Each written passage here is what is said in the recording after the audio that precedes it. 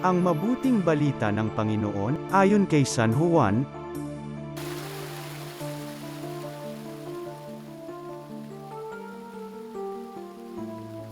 Kinabukasan, nakita ni Juan si Jesus na lumalapit sa kanya.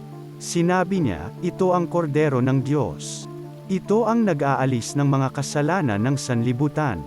Siya ang tinutukoy ko nang sabihin kong dumarating na kasunod ko ang isang higit sa akin sapagkat siya'y siya na bago pa ako ipanganak.